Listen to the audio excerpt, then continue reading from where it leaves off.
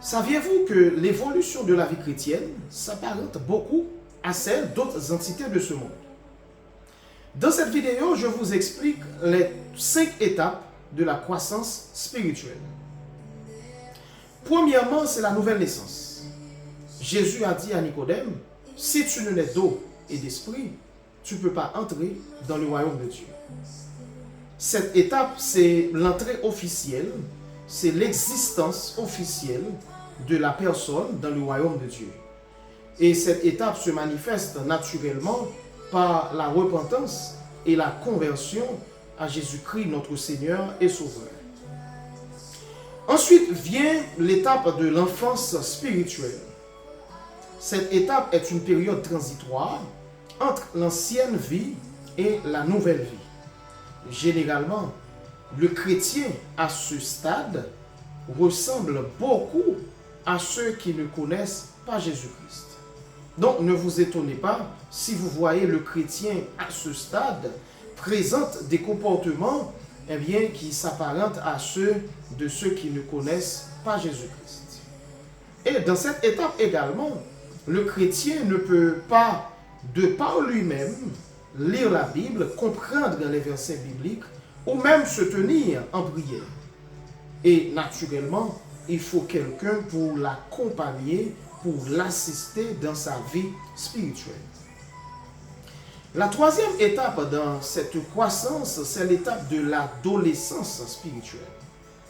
Apôtre Jean a dit aux disciples, aux chrétiens, « Je vous écris, jeunes gens, parce que vous êtes forts, vous avez vaincu le malin. » Cette troisième étape consiste en un certain équilibre de la vie spirituelle où le chrétien commence à se tenir tout seul, à prier tout seul, à lire la Bible, commence à comprendre des textes bibliques à minima moins difficiles. Quatrième étape de la croissance spirituelle, c'est la phase de la maturité. Dans cette phase de la maturité, le chrétien se ressemble davantage à Jésus-Christ. Il y a une distinction nette et claire entre la vie chrétienne et la vie de ceux qui ne connaissent pas Jésus-Christ. Là, le fruit de l'esprit, les caractères de l'esprit, l'onction du Saint-Esprit se manifeste, prend place dans la vie du chrétien. Et là, vous pouvez voir comment ce chrétien-là, il vit sa vie chrétienne.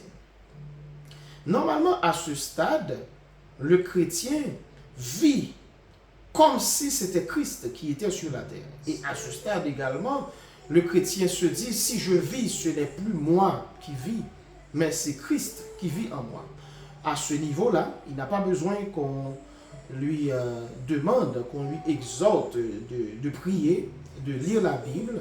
Il sait que c'est un devoir, c'est une responsabilité de lire sa Bible, de passer du temps dans la prière et même de passer beaucoup de temps dans la prière.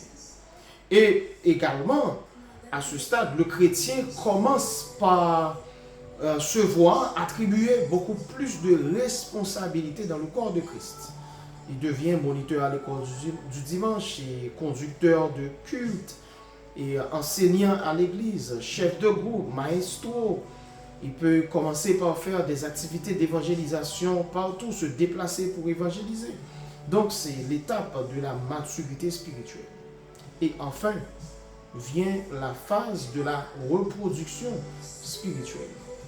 À cette phase, le chrétien, non seulement il mène une vie qui plaît à Dieu, mais il impacte d'autres vies, il transforme d'autres vies par sa vie, par son enseignement, par ses activités dans la vie des autres, auprès des autres.